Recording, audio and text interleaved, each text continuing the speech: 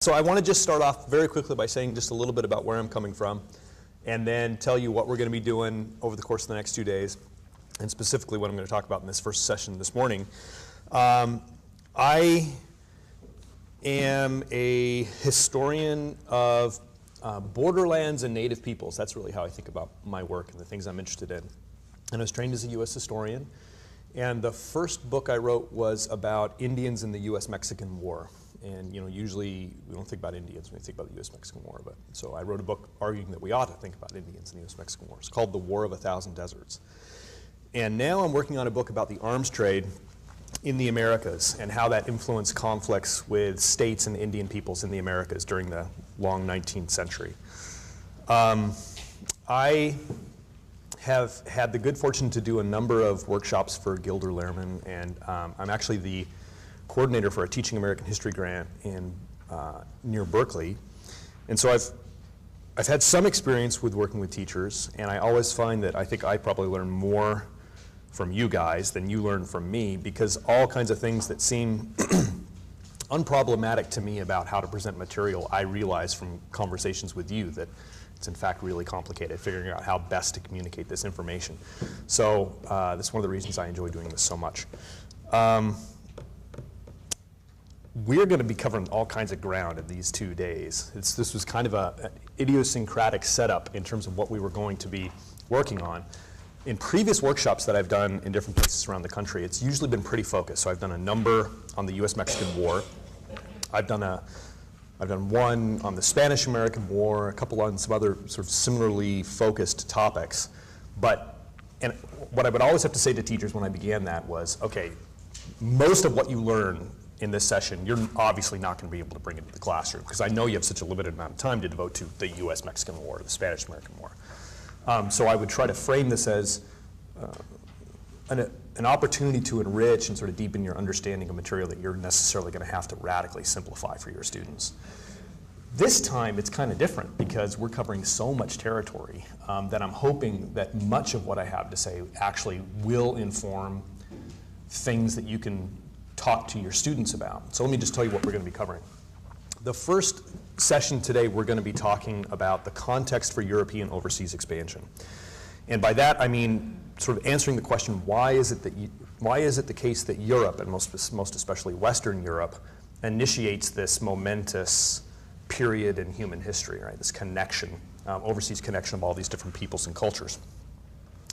The second session today, after the break, we're going to talk about what's known as the Columbian Exchange, the biological consequences of contact between the Old World and the New World. And that's going to then get us into sort of early conversation about the dynamics of the colonization of the Southwest, why Spain did what it did, what its immediate consequences were. Then tomorrow, we're going to talk in really kind of broad strokes about the history of the Spanish Southwest, and then Mexican independence in the Mexican Southwest. And finally, we're going to end with a more meaty discussion about the origins, the course, and the consequences of the U.S. Mexican War. So we're covering all kinds of ground today. And what I'm hoping, I was reading an interview with Malcolm Gladwell. You guys ever read any Malcolm Gladwell books? Anybody ever here? Well, so the guy writes all these phenomenal bestseller books, and he's also a renowned speaker. And he'll get up there without any notes, and he'll deliver this, what seems to be completely impromptu speech, and he'll end perfectly on time every time. And the reporter said, well, how do you do that? And he says, you're not going to believe it, but I memorize every single word I'm going to say. And I time it, and I get it exactly right, and I have completely perfected all these talks. So this is like the antithesis of my style. I haven't memorized any of this material. Well, yeah, I know some of it. But I have to stick to notes, otherwise I'm going to go on and on and on and on. And one of the benefits of this, one of the downsides, I don't get paid nearly as much as Malcolm Gladwell will come give talks, but one of the benefits of this is that there's lots of space for interrupting me. And I really hope that's what happens over these 2 days, is that any time I say anything that you want more information about, you immediately stop me and ask me to explain. That's honestly the way I really like to do this. So please feel free to interrupt me and ask questions. Okay? All right. So let's get going with the first session. Today we're going to, in this first talk, I'm going to begin by talking about Europe's competitors in the Old World right on, say, a century or so before contact. Going to talk about some of the crises that Europe experienced prior to its burst of expansion. And then I'm going to talk about the reforms and the changes that allowed Europe to rise from a really miserable place to be the power, Western Europe, that was going to expand across the oceans and initiate this great change in human history. And we'll end with Columbus, okay? So, everybody knows, Columbus sails the ocean blue, 1492, and the fact that, that Western Europe would be the region, the power to initiate this moment in human history is really totally amazing. Because at, say, around the beginning of the 15th century, no one would have thought that would have been the case.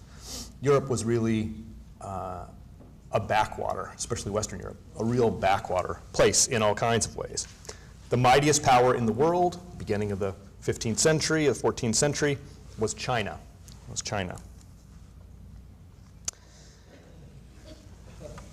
In the 15th century,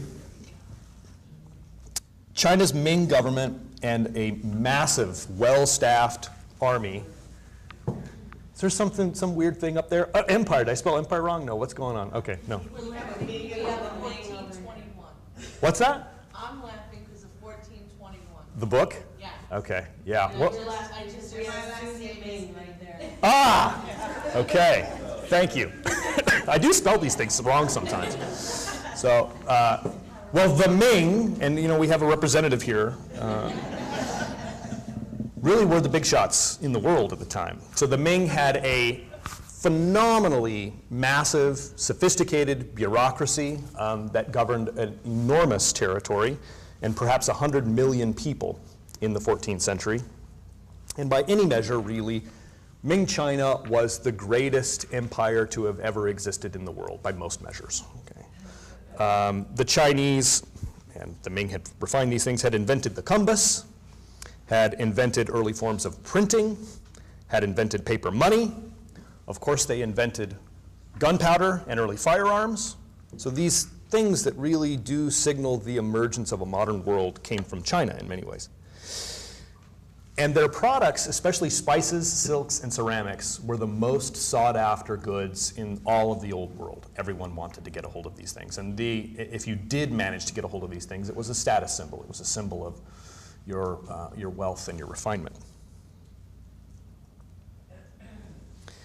And in the early 15th century, the Ming government had a huge fleet of trading vessels that sailed through the East Indies and up along the coast of Africa on multiple occasions. And you can see here that they just dwarfed the ships that Europe would use to begin its period of overseas expansion. They really were massive. But for complicated reasons, the Chinese government made the strategic decision to ground this fleet, to not continue this period of exploration. You know, you mentioned the book 1421 and this argument that in fact the Chinese reached the New World. And it's a really interesting idea, and I know very few people who believe it. Yeah. So now, that's not, one of the things that's intriguing about the idea is that they absolutely had the capacity to do this. I just don't think they did. And that's actually one of the hinge moments in human history, I think. Had China pushed forward with this endeavor and not grounded this fleet and continued on, undoubtedly it would have made contact with the New World. And that would have changed things quite a lot, I think. But they don't do this. They ground the fleet. Now, the next great powers in the old world was not any kind of European empire. It was Islamic empires, most especially the Ottoman Empire, which was an emerging power at this time. The Ottomans come to prominence in the 14th and the 15th centuries. Has anyone here been to Istanbul, by the way? Yeah, Istanbul's such an amazing city. So they come to power in the 14th and 15th centuries. They conquer the Balkans, they conquer other parts of Europe, and in 1452, this man, who had been known as Mehmet, and soon would be known as Mehmet the Conqueror, takes one of the greatest cities in the world, Constantinople, the supposedly impregnable city that enemies had been trying to defeat for centuries and centuries. He does it. He pulls it off. This, of course, is Istanbul. And if you go there, you can still see the mighty walls that had repulsed previous invaders and so forth. It's an amazing place. Soon the Ottomans were even threatening Vienna. And there was genuine fear in much of Europe that Europe itself would become, would fall under the domination of the Ottoman Empire, and it certainly could have. So Ming China on the one hand, Ottomans on the other. Europe really can't hold a candle to either of these entities. Europe's peoples during this period were, for the most part, there's an idealized image of the sack of Constantinople. One of these great moments in this is why I could never be Malcolm Gladwell. All these things come to me when I'm talking, and I can't resist telling them. There's this wonderful moment in the sack of Constantinople where these old Greek patriarchs who had ruled the city and had refused to surrender to Mehmet, once he breaches the walls and he goes into the city, he cuts off their beards and makes dog leashes out of them. You know, because they're these old fine men that their beards are, you know, the symbol of their social status. He makes dog leashes out of these things. So after the sack of Constantinople, there's great panic in Europe, and Europe itself is not organized in such a way to really be a competitor to the Ottomans and certainly not to Ming China. Europe, for the most part, was divided into a great multiplicity of feudal kingdoms. Even on this map, you can see the fragmentation on this map, but even on those places on the map that imply coherence, right? So France still looks a lot like France. Castile looks a lot like Spain, Portugal, United Kingdom, and so forth. That's misleading. These were claims, and they might have been nominally acknowledged by local powers, but the fact is that real power in Europe during this early period really rested in local and regional levels. And it was this fragmentation that was one of the reasons that Europe was not in a position to compete with these other powers that I've talked about. Apart from the occasional crusade, these feudal powers taxed their people quite heavily, and they built castles and they fought each other a lot. Right? So this is not a recipe for continental greatness. Now, to make matters worse, Western Europe especially sat at the edge of a giant, useless ocean that went nowhere. And they were further away from the things that everybody wanted than you could possibly be, than anyone else could be. Right? I mean, everyone wants these Asian commodities, and Western Europe is just right up there on the fringe of this useless ocean. So, big problems. And that wasn't the worst of it. After steady economic and population growth in the 12th and the 13th centuries, Europe experienced unimaginable suffering in the 14th century for all kinds of reasons. First thing that happens early in the 1300s is that the weather gets much, much colder. Much, much colder. The Baltic Sea freezes over. No one in living memory had ever heard of such a thing. And it freezes over multiple times early in the century. While things get colder, they also get much, much wetter. And tremendous increases in rainfall bring catastrophic flooding throughout most of Northern Europe and actually makes agriculture virtually impossible in most of Northern Europe. So crops just are rotting in the fields, soaking wet in the fields. People are compelled to move. Whole villages are washed away in this catastrophic flooding. And as I say, agriculture in Northern Europe virtually collapses. And this brings widespread famine. Wheat prices across Europe skyrocket. And you know, this kind of inflation is, well, this skyrocketing wheat price is happening in a context where no one's income is rising, right? So on average, wheat prices increase 8 times in Europe during this period. No one's income is increasing at all. And agriculture, as I say, almost all but disappears in Northern Europe. And so people are, we see in the records that people are eating bugs, they're eating cats, they're eating rats, they're eating leaves, and it was said they were even eating executed criminals. So great desperation across this huge region. And then, so these are pretty bad, things are about to get worse. In the middle of the 14th century, about a quarter, maybe a third of the population gets sick and dies. And of course, I'm talking about the Black Death. The Black Death arrives in Europe in 1348, and it brings with it unimaginable suffering, right? It's brought by Italian sailors, and the disease pretty quickly spreads throughout the rest of the continent. Here you see a map that tracks its spread over time, and it hits Italy and France and Spain all in the same year, really, and then gradually expands out from there. This was a horrible disease, and I don't know, in my experience with school-age kids, you got to be careful, of course, about how heavy-duty you get with them, but they love gory stuff, right? So, you know, it's not, maybe not too much to give some description of the illness, and in fact, it's historically accurate, right? So, at the first signs of the illness, people noticed painful swelling in their groins and their armpits, and then they began to experience massive internal bleeding. And then their skin started to turn black, and this, of course, is why it's known as the Black Death. And as their body is decaying while they're alive, this incredible stench envelops them. And it was so horrendous that people could hardly bear to be around the people who were ill. And so oftentimes people are abandoned, not really just because it smelled bad, but because there was, you know, no one has the germ theory of disease, and no one knows exactly why this is happening, and there's a real belief that this is coming at you through your nose. If you can smell it, you're being infected. And perhaps if you can even see it, you're being infected. Perhaps it strikes you through the eyes. Death tolls vary widely from place to place. Some towns and villages and countryside communities have a 20% mortality. Some have 90% mortality. And again, this is another thing I try to tell my students is that let's just stop for a minute and try to think about what it means to have 9 out of every 10 people, or 5 out of every 10 people die suddenly in this horrible, horrible way. I mean, the economy is going to collapse, your culture's on the verge of collapse, basic functioning elements of society are no longer working. It's very difficult to imagine what the implications would be. One man who lost 5 children to this epidemic had this to say about it. He said, "Father abandoned child, wife, husband, one brother, another, for this illness seemed to strike through the breath and through the sight. And so they died, and none could be found to bury the dead for money or for friendship." Overall, the Black Death killed at least 20 million people in Europe alone. And of course, we're talking about a continent at the time with a far, far smaller population than today.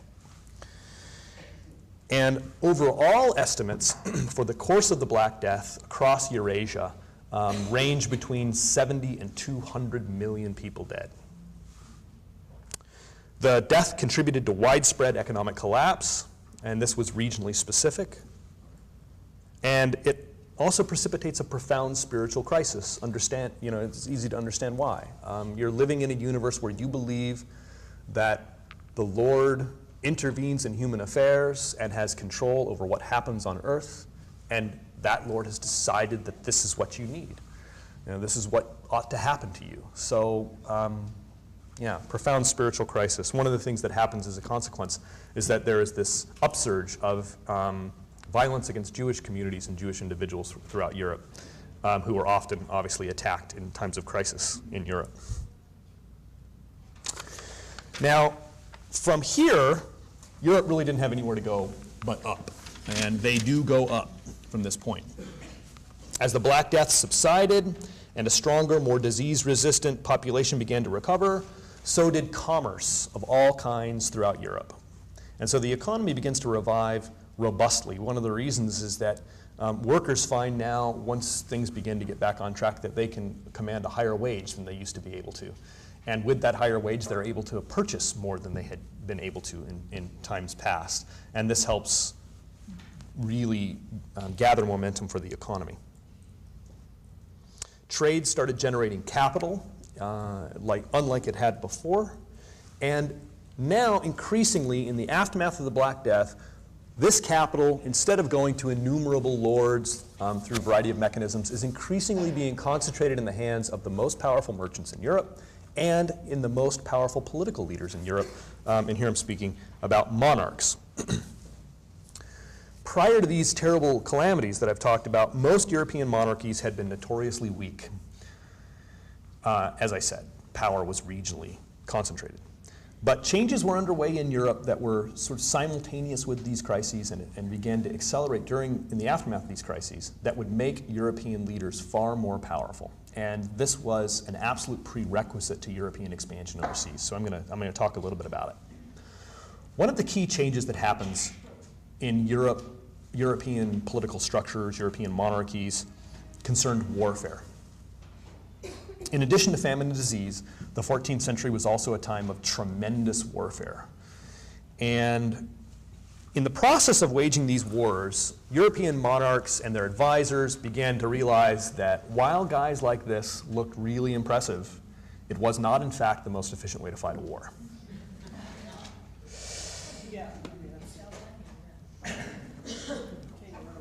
Yeah. So, how ought a modern monarch fight a war? Well, a modern monarch ought to fight a war with trained infantry. They found, as they began to experiment more and more with different kinds of warfare, that rather than having a few knights or even many hundreds of knights like this, supported by untrained peasants who would be slaughtered in the thousands, rather than that kind of warfare, if you could train thousands of soldiers, turn them into professional fighters, equip them well in the field, and give them the leadership and the resources that they need in order to go on long campaigns, that warfare was A, far bloodier, casualties were far, far higher than in this older kind of warfare, and B, more decisive. These wars really ended with major changes. And so increasingly, ambitious monarchs who are forward-thinking and being well-advised are trying to build modern militaries, and these modern militaries are going to revolve around these large infantry kinds of combat.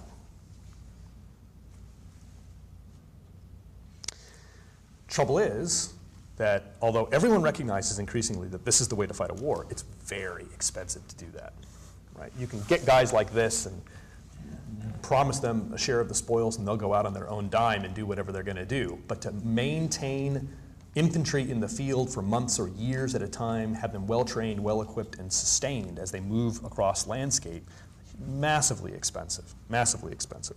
So there's a pressing need for monarchs that want to survive in this new era, and especially those who want to thrive in this new era, to find new access to capital, right? They have to generate more money. They have to find ways to boost their state incomes.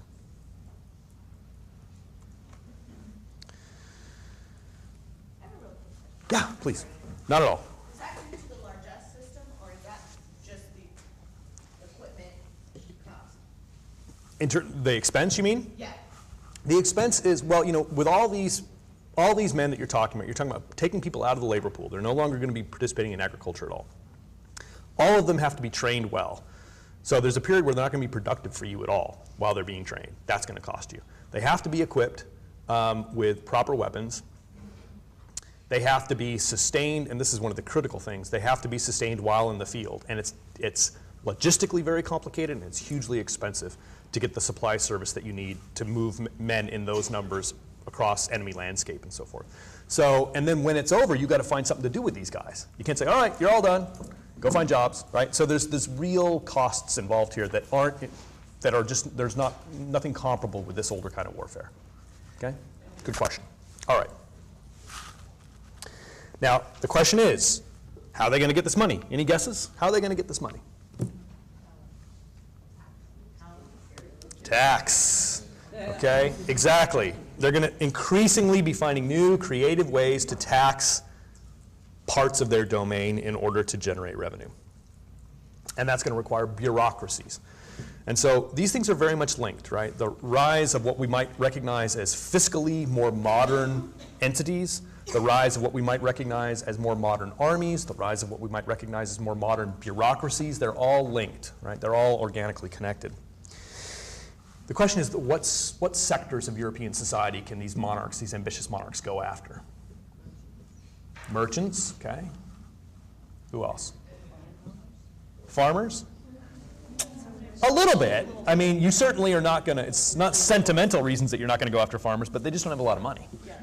Okay.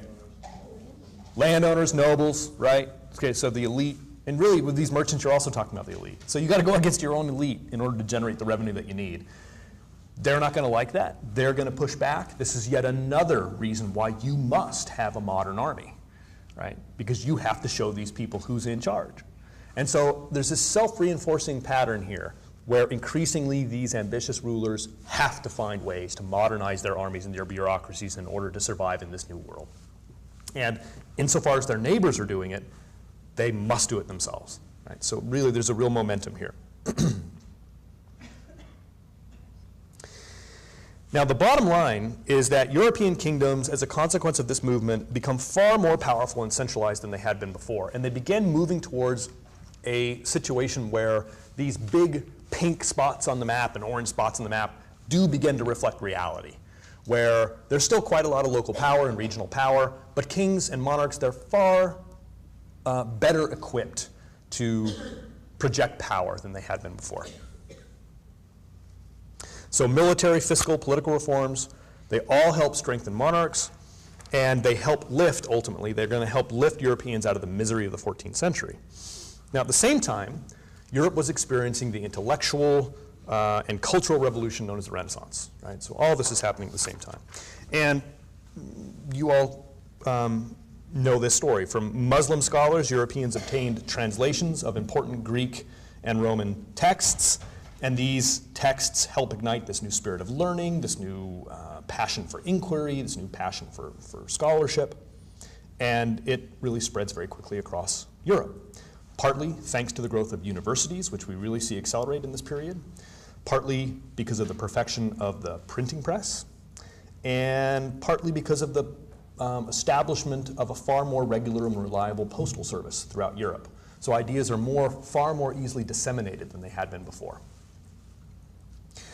Now, these monarchs I've been talking about and the merchants who were on board with their program are increasingly looking for ways to harness this new energy, this new military energy, this new bureaucratic energy, this fiscal opportunities that they see before them, and this intellectual and cultural energy with the Renaissance. They're looking for ways to harness all of this to better get some of the things they've been wanting all along. And that is wealth, that is power, that's connection to international markets. And I think, if there's one big theme that we're going to see work its way throughout these first two talks, it's markets, right? Access to markets is just absolutely critical as an engine for history, here and in other periods as well. By the 15th century, when all these changes are well underway, there are two areas of the world that Europe is most interested in accessing and finding new ways to tap into their trade. First, of course, is Asia. European princes and merchants continued to view Asia as the place that had the stuff that most people wanted, right? If you could only find ways to access Asian trade, it would make you phenomenally wealthy and powerful. It would generate the capital that you need, and it would also generate the goods and the sort of prestige and the wealth and the renown that were the point of having all this power and this capital. During the 13th century, most of Asia had been united under a single political structure with the Mongol conquests. And this is the political entity that was made famous by Marco Polo. While Asia was united in this way, trade flowed freely. Okay? The Mongols institute kind of a Pax Romana across this gigantic area, and they make it an impossibility for local elites to tax trade as it moved across Eurasia, right? Or at least to tax it very much. Consequently, when the Mongols are in charge, Europe is able to receive Asian goods in quantity and at prices that were far more favorable than they had ever been before. So this is part of the reason that Europeans are so desperate to get a hold of Asian products, is that during the heyday of the Mongols, they actually were able to get them.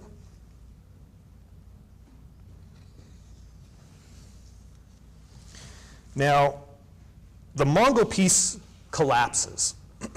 The Mongol peace collapses in the 14th century, and these trade links vanish. Okay? That's not to say that jars and silks like you see here don't get to Europe. They do, but once they get to Europe, they are astronomically expensive. Because what has happened is that from their production place all the way to these European markets, every link of the chain, they've been taxed effectively, right? Yeah, you can move these goods through here, and here's what it's going to cost you.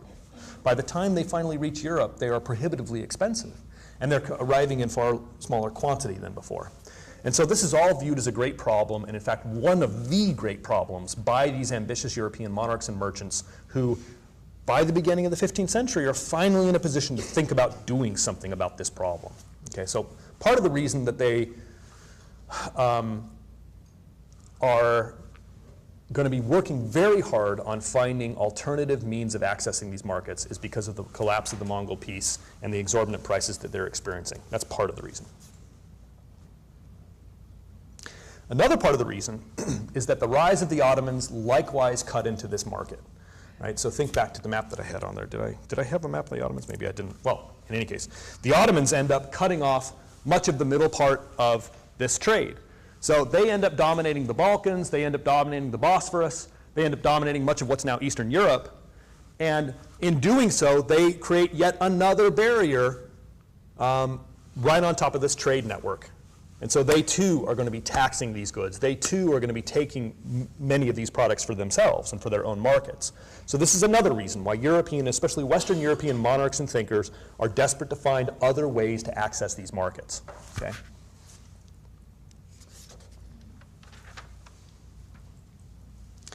This is going to be critical to why Europe looks to the sea and looks to this useless ocean that goes nowhere and begins to rethink it, right? Is that it cannot access these Asian goods in the way that it wants to. So the first big market that Europe wants to tap into is Asia.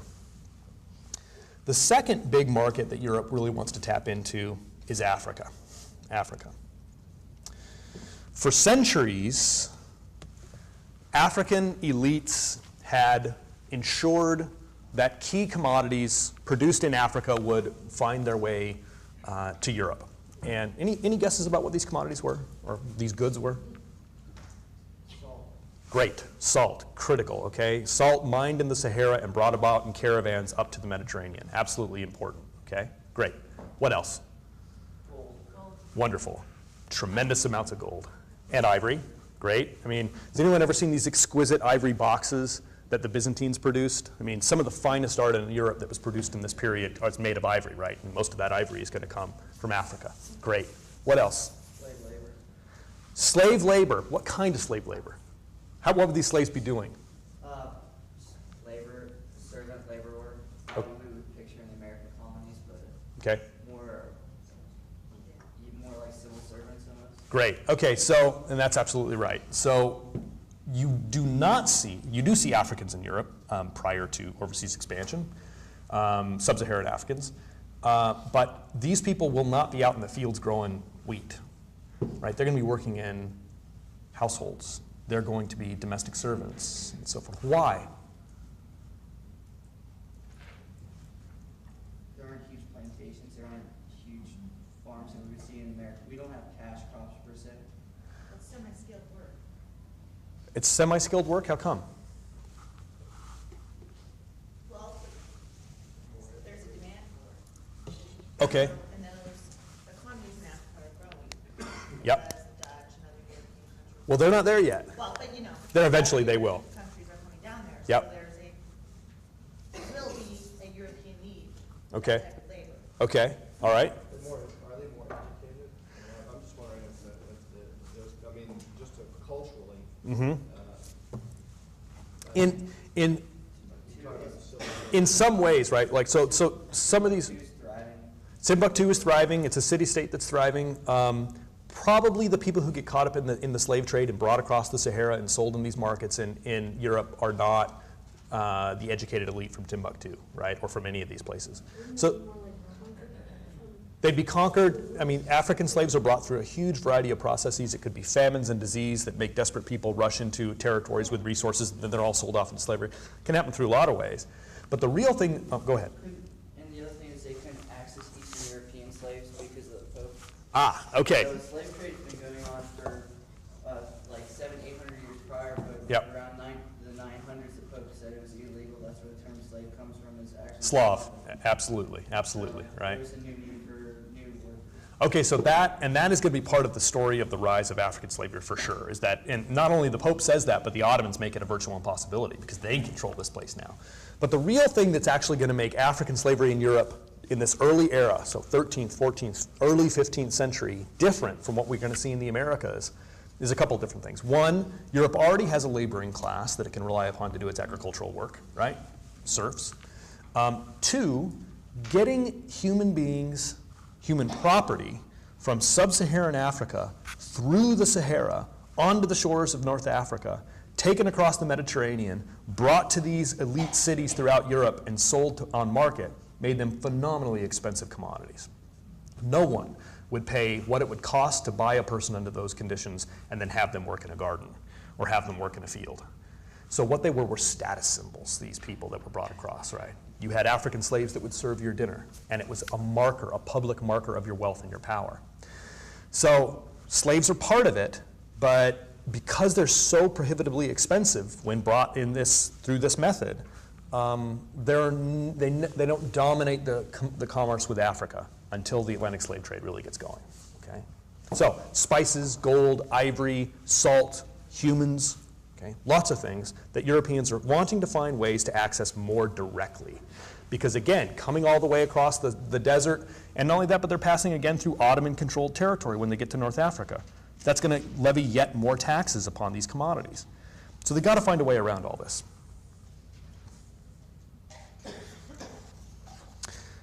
Now this meant finding a way to access these markets by water. And this is really, of course, going to be the key. It's going to be the motivation for the key technological breakthrough that is going to help Europe dominate the world for half a millennium. Right? And so this, again, this need to access markets really needs to be put at the very center of our story.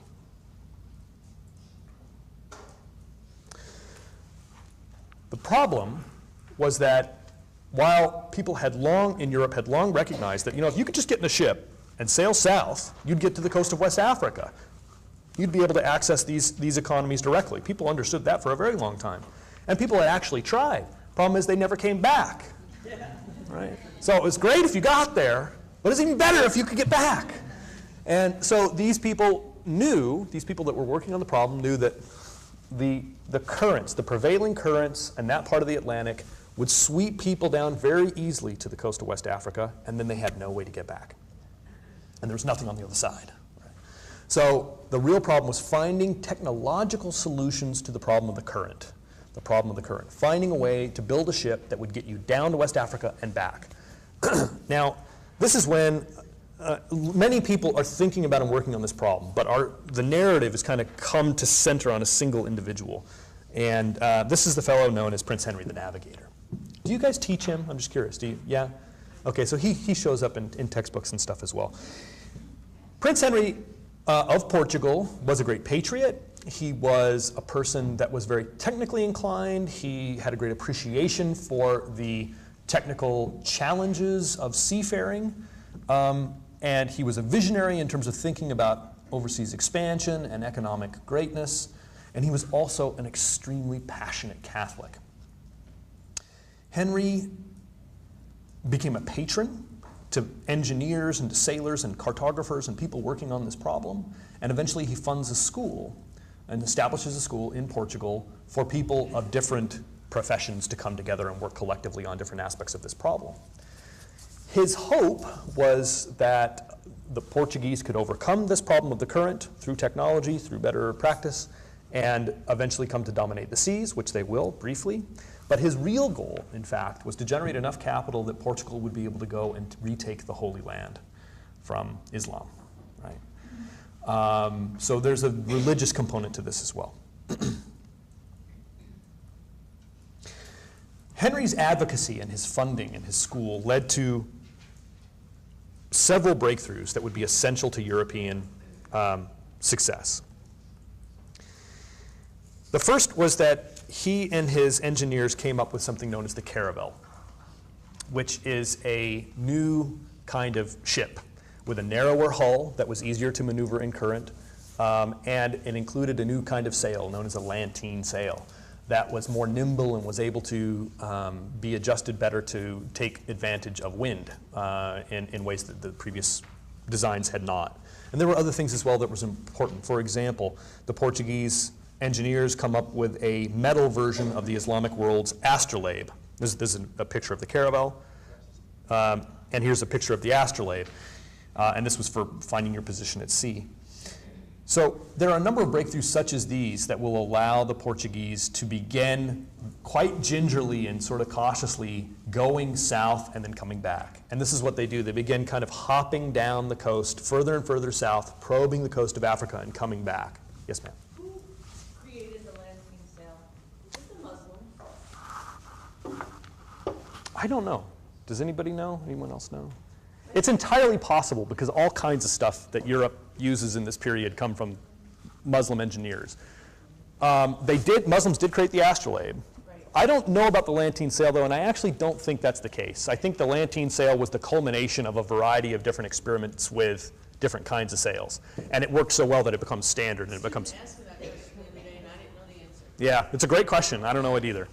I'll have to Google it. Yeah, that's right. Okay, so thanks to these innovations, Portugal becomes the first European power to make direct contact with sub-Saharan Africa.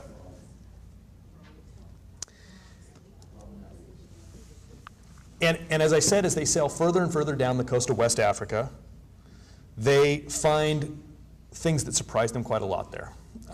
They find some of the places they find are very simple societies. Right? People living in rather small villages and don't seem to have much material wealth. And sometimes they find cities that are ruled by quite powerful elites who are accustomed to making quite aggressive trade deals with visitors. So they find a wide variety of social configurations as they work their way down the coast of West Africa. Some Portuguese advocated conquering the societies that they found in West Africa. And some even tried, and they always failed. Who can tell me why? What kind of disease? Malaria, right? Okay, so there's this modern day, the president of Ghana a couple of years ago was giving a speech about the end of colonialism and so forth, and he says, you know, we African kingdoms, we African states ought to get together and establish a monument to the mosquito, which is what held the Europeans off for hundreds of years, right? So part of it's the mosquito, for sure, and malaria and yellow fever were horrible afflictions to Europeans, and they found most of the Portuguese who tried to stay in Africa, about half of them died. And so they found it to be a practical impossibility to have large numbers of Portuguese staying in Africa. It's also the case, however, that in Africa, they often encountered formidable military states that were able to protect their interests and were quite savvy negotiators. And so there's this story, you know, one of the first Portuguese journeys down the coast of West Africa, as the people came out to greet them of a walled city, the elites were coming up to the sailors, according to Portuguese accounts, and spitting on their fingers and trying to rub the white off of their arms. It's like, what the hell's wrong? What is this you got on? And the Portuguese are like, it's going to be easy to roll these guys. Check them out. You know, look how stupid these guys are. But when it came time to negotiate terms for commerce, you know, they totally outclassed these Portuguese, right? They insisted on the most aggressive and favorable terms possible, and were totally willing for turning away from the deal. So these are very sophisticated economies, oftentimes, that the Portuguese are encountering. And because they can't conquer them, they are compelled to partner with them, generally in a subordinate status. And so the main pattern that we see in the coast of West Africa is that Portuguese merchants will come along and they'll say, may I establish a small trading fort here? And of course, I will pay rent if you allow me to do so. Right? And this is what they do down the coast of West Africa. They erect forts such as these. This one's in Ghana. And through these places and through their contacts and through their connections and their arrangements with local elites up and down the coast of West Africa, they trade a variety of things. They trade textiles. This is really the #1 trade item for Africa, textiles. And this is going to last throughout the entire period of the Atlantic slave trade in textiles. They eventually are going to trade muskets, hundreds of thousands of muskets a year sometimes. They just pour guns into Africa, ammunition, other kinds of prestige goods. And in return, they get initially a huge variety of things. They get Malagueta pepper, this very coveted spice. They get gold, they get ivory, they get a variety of things. And they also got slaves. Now, again, that was part of a larger trade package initially. It didn't dominate the trade initially. Yeah? At this point, had the Asians shut down their fleet, so they weren't part of this? The Asians had long... The only way they could get Asian goods was across land. That's right. With Yeah. Yeah, and so you remember that there were these two markets that the Portuguese that the Europeans were so eager to get into. Asia is the main one, but Africa was really important too. And if they're going to go by water, they got to get to Africa first. The Asians weren't taking advantage of any of the African. No, and one of the stories that you hear is that okay, the Asians liked gold, they liked silver, like everybody else. They needed ivory, they could get their own ivory. But in general, they found commodities produced elsewhere in the world to be universally inferior to those they produced. And so it's sort of like, why are we doing this? And so people who were opposed to the fleet on more political grounds, I think, were able to argue in court, why is it that, do we really need European pottery? Isn't this China good enough? Isn't this textile, this silk good enough? Do we really want coarse, European textiles? So they would have said the same thing about most of African things, I think. Of course they wanted gold and ivory, but. So Sir? in the sense that it's the hubris of the Chinese, they end up, that they sort of shut themselves off in the sense that they were Yeah. so Well, far ahead of where everybody else was, there wasn't much point in expanding intellectual interaction. that's the story. And I suspect that underneath that story is a more complicated political struggle inside the court. Presumably the person who was in charge of this program was rising politically and his power was increasing and he had enemies and there were people happy to see him shut down. The admiral that was leading this fleet and that was in charge of this. So I think there's probably very complicated politics underneath that, but the story that gets glossed onto the whole thing is one of hubris. And you had the Mings, and then you had the Mongols, and then. Now, at the same time- now you're talking to the wrong guy. Well, yeah. actually, yeah. Yeah. It's a timeline. Yeah, so, Just think of the slides. yeah. Because I was thinking a lot of. Yeah, I guess so it's the Mongols and then the Mings, right? I can sing the Chinese dynasty song. You want to know it? Please. Shang Zhou Qin Han, Shang Zhou Qin Han, Su Tang Song, Su Tang Song, Wan Ming Qing Republic, Wan Ming Qing Republic, Mao Zedong. Uh-huh. So I didn't hear the Mongols in there. That was a great song though. Oh, okay. Okay, there you go. So yeah, Mongols and then Ming. I need that song. Well, now it's going to be on the internet, so we'll all be able to find it on YouTube. My students are so proud. Rod, it seemed like there was a lot of, there was enough going on in Asia between the Mongols, the Chinese, the Koreans, the Japanese themselves. Absolutely. That probably they would have their own thing going on. Yeah. It does seem like they would have been more involved. Yeah. Had they not been. But as events proved, of course, there was unimaginable wealth and power to be had overseas. And so in any way you slice it, it's kind of, you can see it as a pretty serious miscalculation on their part. Ma'am. You were saying that there were a lot of things that the Europeans wanted in Africa, there were things they wanted in Asia. Uh-huh. Usually to trade, you have to have something that they want, which is what you're kind of saying. China didn't want anything. What did those other people want that Europe had? What were they trading for all that stuff? Well, Europe, of course, would have had access to silver and gold, and merchants that would have been the ultimate stock. Their ultimate stock of wealth would have been in hard currency like that.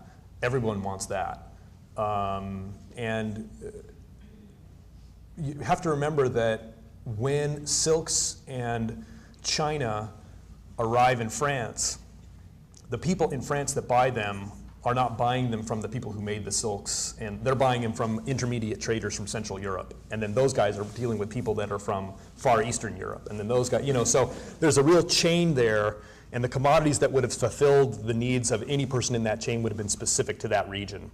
And so I think that's the answer, is that the one thing everybody wants is specie. Everyone wants that. But the commodities that are going to fuel this vary from place to place. You weren't kind of being the banker, it was about the money that, they were the ones that generated the cash. Well, no, because that precious metals would have been mined in a variety of places and would have ultimately come from a variety of places.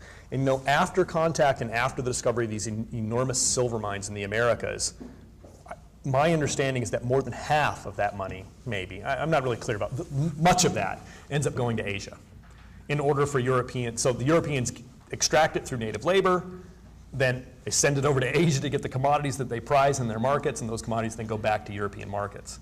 And so, You're right, because it's the silver in China actually causes an inflation in China, does it not? silver, So- yeah, New World silver causes crippling inflation all over the old world, really. Yeah, yeah.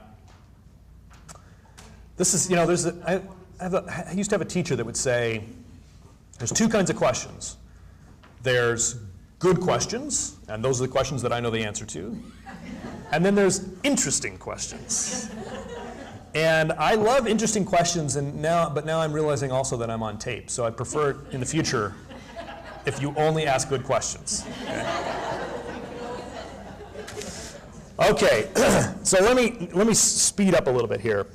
So Portugal is probing its way down West Africa, and eventually it's going to establish these relationships with African elites. And one of the things that happens along the way is that Portuguese mariners discover islands off the coast of West Africa, a variety of islands, sometimes inhabited, sometimes not. And eventually what's going to happen is that these Portuguese mariners and eventually other Europeans are going to create plantation economies on these islands. Oftentimes they were islands with really rich volcanic soil, and they were ideal for producing sugar. And so this is another aspect of this colonial expansion that's going to be important to later world history and to Europe's economy. So Portugal's making good progress down the coast of West Africa.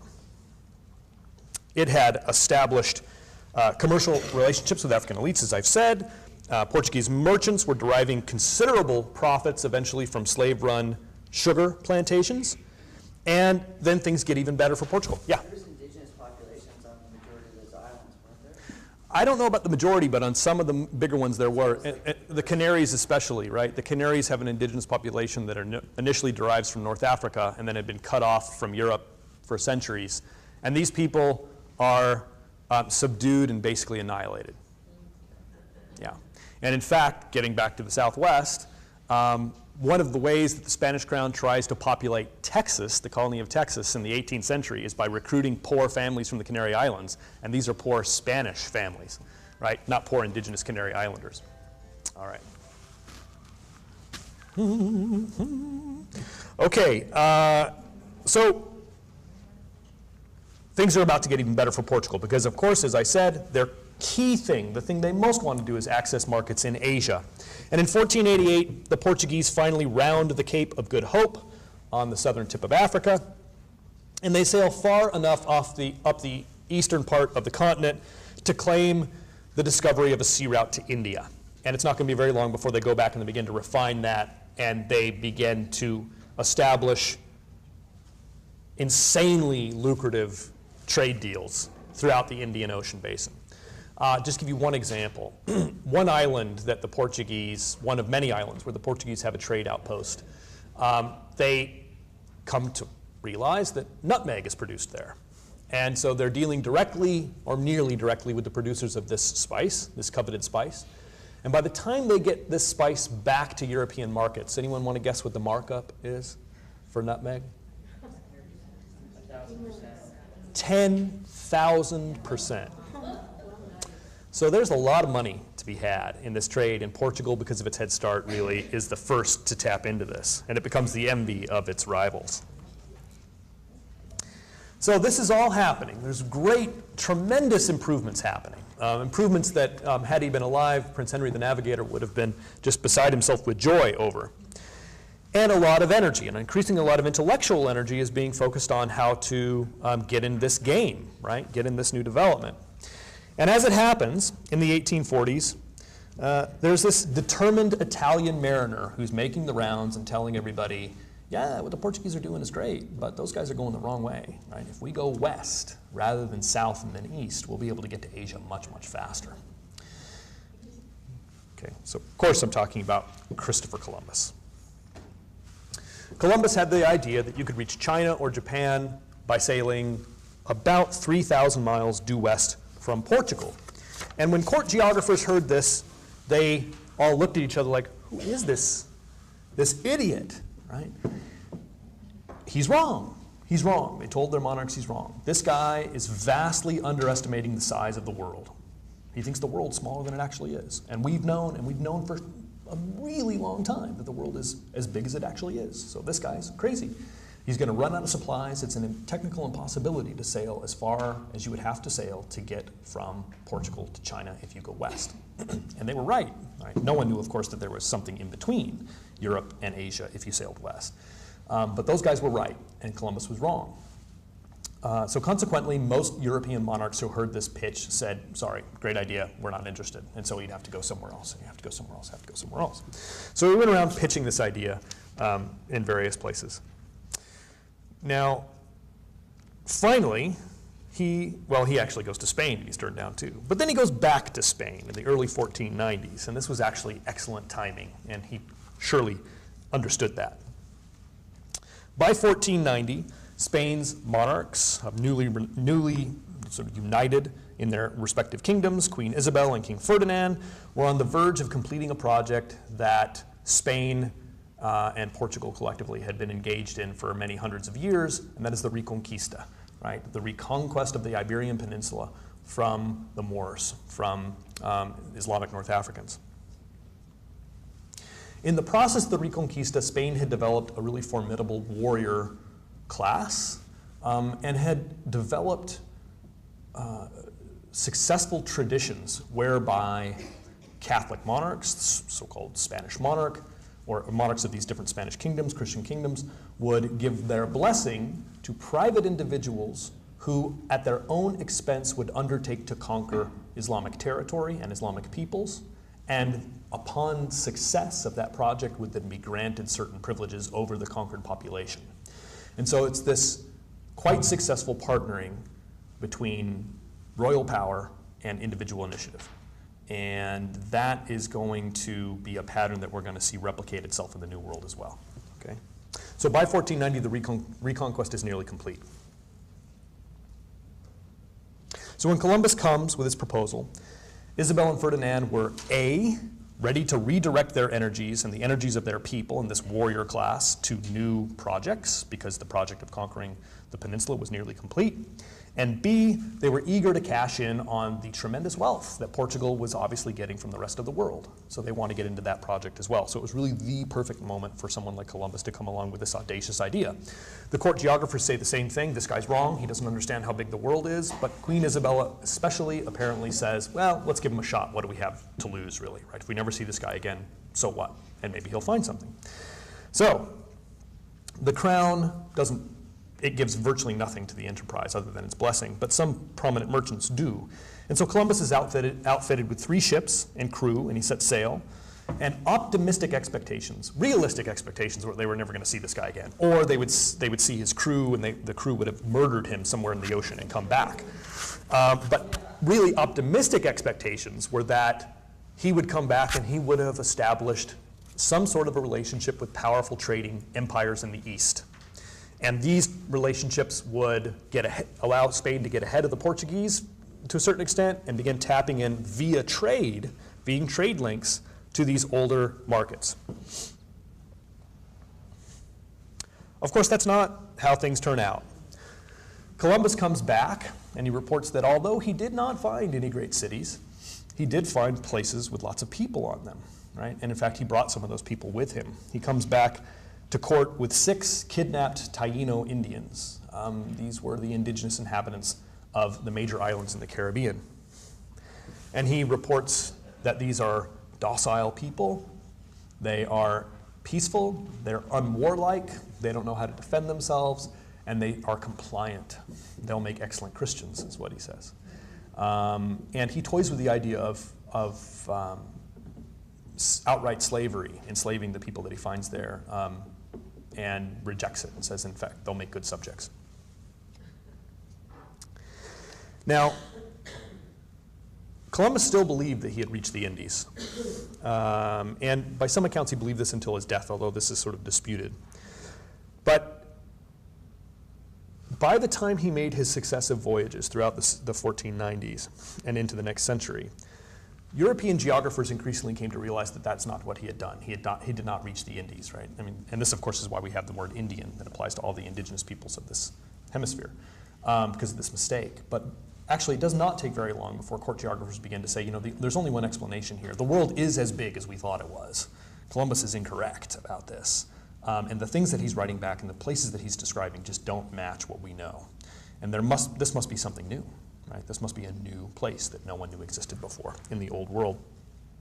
And actually, there's an Italian geographer named Amerigo Vespucci who comes to the New World in 1499, and when he returns to Europe, he's one of the first to really articulate this idea in a coherent way and begin to sketch out what this new hemisphere looks like, what this new landmass is.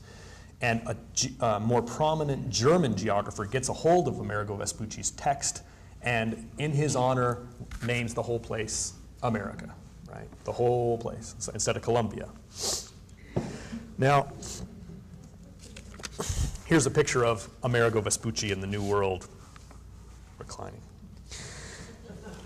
Now, but to step back for a second to Columbus's return, right? So Columbus comes back, he's got these enslaved Indians, as he's calling them, and he says that they're not sophisticated and they don't have many things in the ways of trade goods, but you know, they did have something interesting. Many of them had little pieces of gold hanging from their nose or from their ears. And as I say, they are a docile people who will be easy to rule. And so consequently, the second voyage, Columbus's second voyage, is going to be fundamentally different than his first, right? The first voyage, 3 little ships, a bunch of mariners, and it's a merchant enterprise. The second voyage, totally different character, totally different character. On the second voyage, Columbus has 17 ships rather than 3. These ships are loaded with more than 10 times the number of Spaniards that went on the first voyage, and these ships contain colonists of different kinds, some priests, some missionaries, fighting men, many weapons, and supplies to stay. And so what the second voyage represents is a decisive shift away from merchant exploration and attempts at commerce to colonization. And we're going to talk about the consequences of that after the break. You guys have any questions? Crystal clear, no questions. Okay, thanks. As much as Malcolm Gladwell will come give talks, but one of the benefits of this is that there's lots of space for interrupting me. And I really hope that's what happens over these 2 days, is that any time I say anything that you want more information about, you immediately stop me and ask me to explain. That's honestly the way I really like to do this. So please feel free to interrupt me and ask questions. Okay? All right. So let's get going with the first session. Today we're going to, in this first talk, I'm going to begin by talking about Europe's competitors in the Old World, right on, say, a century or so before contact. I'm going to talk about some of the crises that Europe experienced prior to its burst of expansion. And then I'm going to talk about the reforms and the changes that allowed Europe to rise from a really miserable place to be the power, Western Europe, that was going to expand across the oceans and initiate this great change in human history. And we'll end with Columbus, okay? So, everybody knows, Columbus sails the ocean blue, 1492, and the fact that, that Western Europe would be the region, the power to initiate this moment in human history is really totally amazing. Because at, say, around the beginning of the 15th century, no one would have thought that would have been the case. Europe was really aback doing this so much. We're going to be covering all kinds of ground in these 2 days. This was kind of an idiosyncratic setup in terms of what we were going to be working on. In previous workshops that I've done in different places around the country, it's usually been pretty focused. So I've done a number on the U.S. Mexican War. I've done one on the Spanish-American War, a couple on some other sort of similarly focused topics. But And what I would always have to say to teachers when I began that was, okay, most of what you learn in this session, you're obviously not going to be able to bring into the classroom, because I know you have such a limited amount of time to devote to the U.S. Mexican War, the Spanish-American War. So I would try to frame this as an opportunity to enrich and sort of deepen your understanding of material that you're necessarily going to have to radically simplify for your students. This time it's kind of different because we're covering so much territory that I'm hoping that much of what I have to say actually will inform things that you can talk to your students about. So let me just tell you what we're going to be covering. The first session today, we're going to be talking about the context for European overseas expansion. And by that, I mean sort of answering the question, why is it the case that Europe, and most especially Western Europe, initiates this momentous period in human history, right? This connection, overseas connection of all these different peoples and cultures. The second session to backwater, especially Western Europe, a real backwater place in all kinds of ways. The mightiest power in the world, beginning of the 15th century, the 14th century, was China.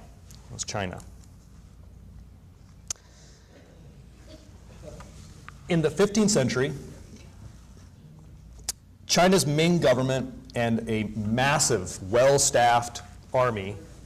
Is there some weird thing up there? Empire, did I spell empire wrong? No, what's going on? Okay, no. We have a 1421. What's that? I'm laughing because of 1421. The book? Yeah. Okay, yeah. I just realized Susie Ming right there. Ah, okay, thank you. I do spell these things wrong sometimes. So, well, the Ming, and you know, we have a representative here, really were the big shots in the world at the time. So the Ming had a phenomenally massive, sophisticated bureaucracy that governed an enormous territory and perhaps 100 million people in the 14th century. And by any measure, really, Ming China was the greatest empire to have ever existed in the world, by most measures. Okay. The Chinese, and the Ming had refined these things, had invented the compass, had invented early forms of printing, had invented paper money. Of course, they invented gunpowder and early firearms. Today, after the break, we're going to talk about what's known as the Columbian Exchange, the biological consequences of contact between the old world and the new world. And that's going to then get us into sort of early conversation about the dynamics of the colonization of the Southwest, why Spain did what it did, what its immediate consequences were. Then tomorrow, we're going to talk in really kind of broad strokes about the history of the Spanish Southwest, and then Mexican independence in the Mexican Southwest. And finally, we're going to end with a more meaty discussion about the origins, the course, and the consequences of the U.S. Mexican War. So we're covering all kinds of ground today. And what I'm hoping, I was reading an interview with Malcolm Gladwell. You guys ever read any Malcolm Gladwell books? Anybody ever heard?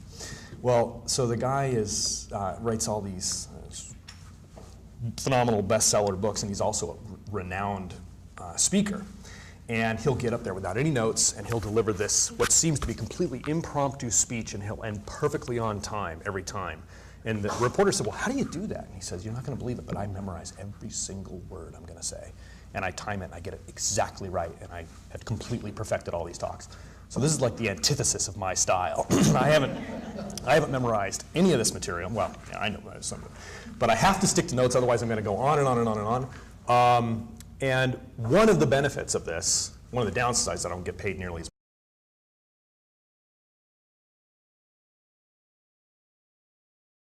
So I want to just start off very quickly by saying just a little bit about where I'm coming from, and then tell you what we're going to be doing over the course of the next 2 days, and specifically what I'm going to talk about in this first session this morning. I am a historian of borderlands and native peoples. That's really how I think about my work and the things I'm interested in. And I was trained as a U.S. historian, and the first book I wrote was about Indians in the U.S. Mexican War. And you know, usually we don't think about Indians when we think about the U.S. Mexican War, but so I wrote a book arguing that we ought to think about Indians in the U.S. Mexican War. It's called The War of a Thousand Deserts. And now I'm working on a book about the arms trade in the Americas and how that influenced conflicts with states and Indian peoples in the Americas during the long 19th century.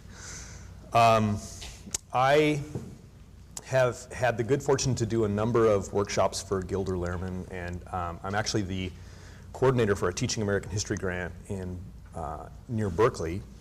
And so I've had some experience with working with teachers, and I always find that I think I probably learn more from you guys than you learn from me, because all kinds of things that seem unproblematic to me about how to present material, I realize from conversations with you that it's in fact really complicated, figuring out how best to communicate this information. So that's one of the reasons I enjoy